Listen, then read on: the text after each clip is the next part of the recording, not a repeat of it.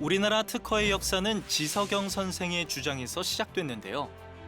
이후 일제감정기 통감부 특허국, 미군정 특허원, 상공부 특허국을 거쳐 1977년 특허청으로 승격됐습니다. 특히 1999년에는 세계 최초로 인터넷 기반의 전자출원 시스템인 특허넷을 개통하기 이르렀는데요. 예산 1,100배, 산업재산권 출원 규모 18배, 인력 6배 가까이 증가하며 발전해온 특허청. 박원주 청장과 함께 특허의 중요성을 짚어봅니다. 차윤아 아나운서. 네. 그 만약에요, 새로운 기술이나 물건 같은 걸 만약에 내가 개발을 했다. 네. 우연도. 그럼 맨 먼저 뭐 해야 되는지 아세요? 일단 축하드리고요. 이거는 내가 발명한 거다.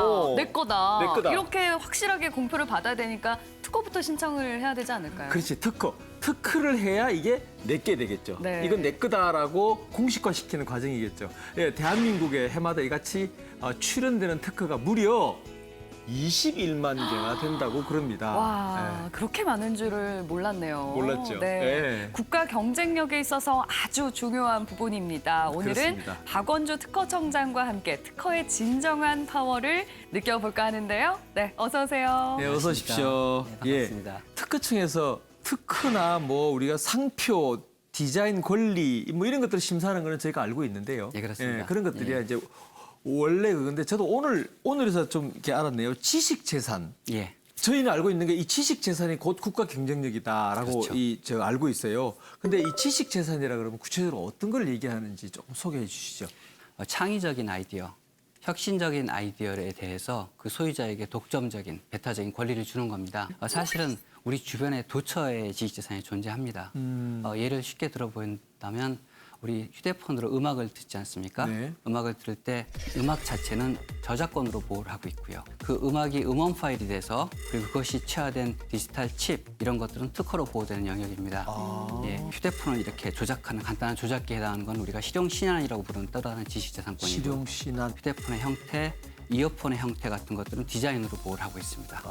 그리고 마지막으로 휴대폰이나 그런 제품에 붙는 이름들은 상표권으로 보호를 하고 있죠. 상표권. 그래서 수없이 많은 지식재산들이 분포하고 있다라고 이해하시면 되고요. 무엇보다 그 지식재산을 관리하는 환경이 굉장히 중요할 것 같은데 현재 그렇습니다. 국내 상황은 어떤가요? 우리가 지식재산의 공급이라는 차원에서 본다면 세계적인 선진국입니다.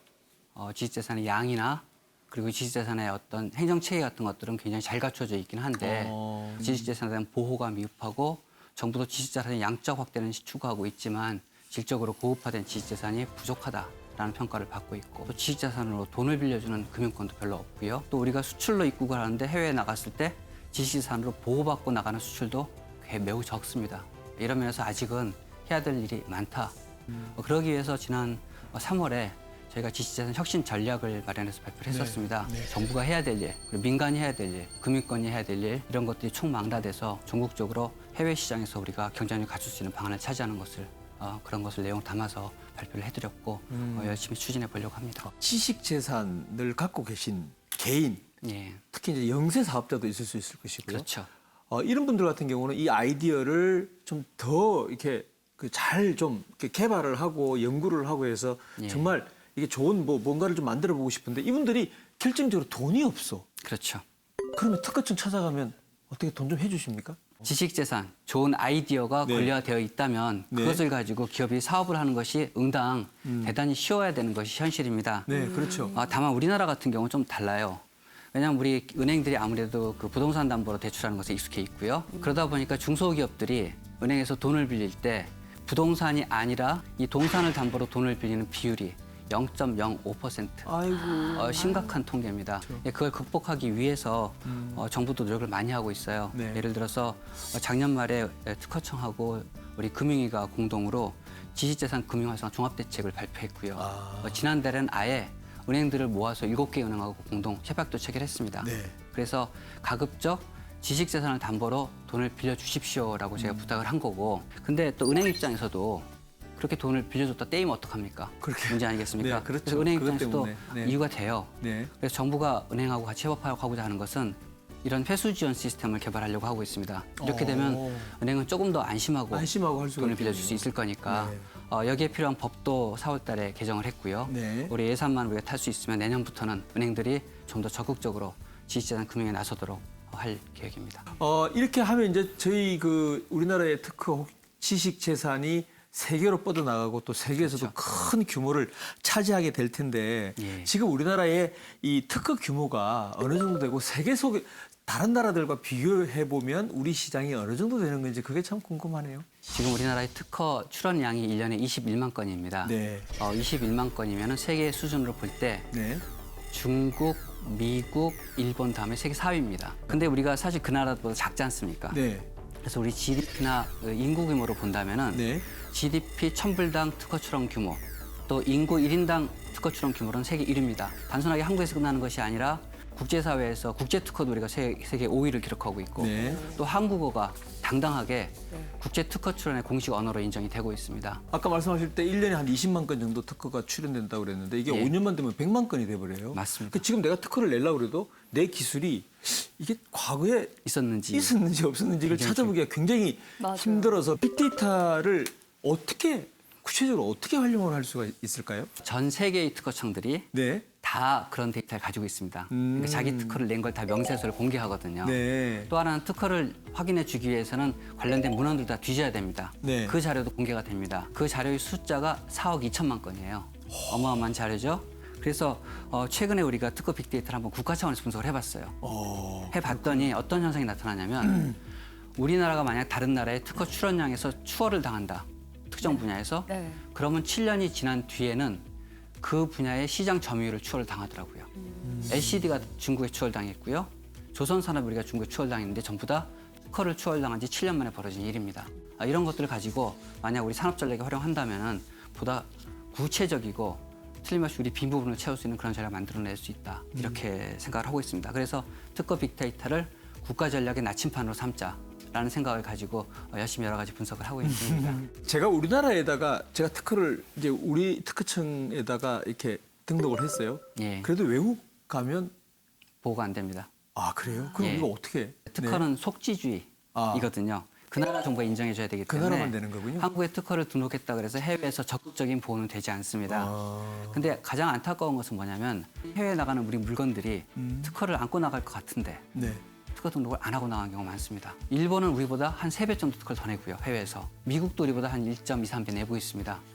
우리는 특허를 내는 것이 충분치도 않은 데다가 중소기업들은 국내에 특허 낸 것에 약 4.3%만을 해외 특허를 내고 있어요. 그 말은 한국이 외국에 출시를 했는데 그 물건이 좋으면 다른 나라가 베꼈을 때 그 베낀 것에 대해서 권리보호를 못 받는다는 얘기고 우리 물건이 더 비싸기 때문에 결국은 수출 시장이 불안해진다는 얘기가 됩니다. 그렇겠네요. 그런 의미에서는 외국에 나는 우리 기업들이 보다 많은 특허를 내줘야겠다라는 생각을 하고 있습니다. 그러네요. 정말 예. 그렇습니다. 그러면 우리나라의 그 지식산업 기술들이 우리나라에서 보호받는 것뿐만 아니라 외국에서도 보호를 받는 게 중요할 것 같은데 외국에서 그럼 특허를 받으려면 어떻게 해야 되는 건가요? 그 각 지역에 저희가 지역 지식재산센터라는 단체 그 기관들이 있거든요. 네. 그 기관들을 통해서 지역의 중소기업이나 스타트업들은 초기 단계부터 컨설팅을 받도록 저희가 지원을 하고 있습니다. 아. 예, 그리고 문제는 해외에 나갔을 때 특허를 냈던 안 냈던 지식재산을 가지고 해외 기업으로부터 공격을 당하는 일이 굉장히 많아요. 네. 그래서 이런 문제들을 해결하기 위해서 올해부터 저희가 특허 공제 사업이라는 것을 시작합니다. 그러니까 기업이 해외에서 예기치 못했던 특허로 인한 분쟁을 당했을 때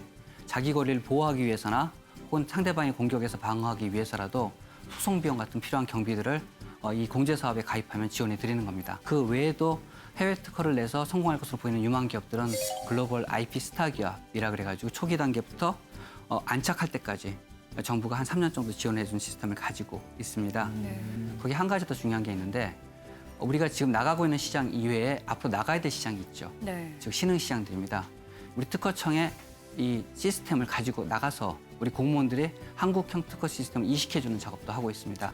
올해 사우디에는 한국 공무원들 15명이 나갑니다. 오. 그래서 그분들한테 지식재산 전략 이런 것을 수립하는 것을 도와드리고 사우디의 특허 법 시스템, 사우디의 IT 시스템, 그리고 사우디의 특허에 대한 교육, 국민들에 대한 인식 확산, 그리고 실제로 특허를 내는 과정에 여러 가지 심사 기법 이런 것들을 15분의 공무원들이 가서 몇 년 동안 열사의 사막에서 일을 하고 올 겁니다. 한국에 전자정보를 수출한다는 의미도 있겠지만 저는 그게 중요하다고 생각하지 않고 이 과정을 통해서 북아프리카하고 중동이라고 하는 우리 신흥 시장에서 앞으로 우리 기업들이 좀 더 쉽게 특허를 받고 지식재산 보호받을 수 있는 계기가 되기를 바라고요.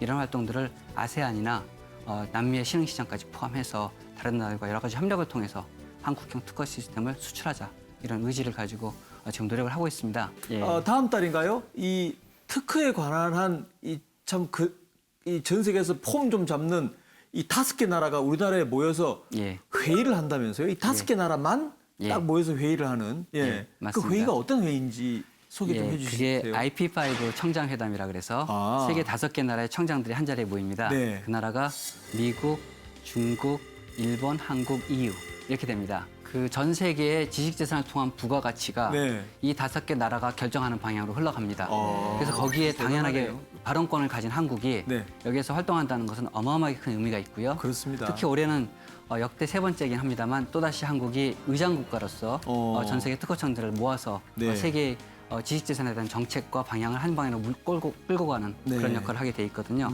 가장 역점을 두는 것이 4차 산업혁명, 예를 들어서 AI 같은 분야에 대해서 어떻게 권리를 내주고 어떻게 해서 보호할 것인가에 대해서 국제적인 룰을 만들자라는 논의를 올해 시작을 할 거고 그리고 거기에 대해서 5개 국가가 공동으로 선언문도 채택을 할 거고 생각을 하고 있습니다. 네. 또 하나는 더 재밌는 게 미국에 우리 국민들이 특허를 내면은요. 그 서면으로 된 여러 가지 서류들을 제출해야 되는데 그 비용이 많이 듭니다. 힘들어요. 근데 그걸 직접 제출하라 하거든요. 네. 그래서 이번에 우리가 미국과 협의를 해서 양 나라 특허청 간의 전자서류 교환으로 대체하자라고 약속을 할 겁니다.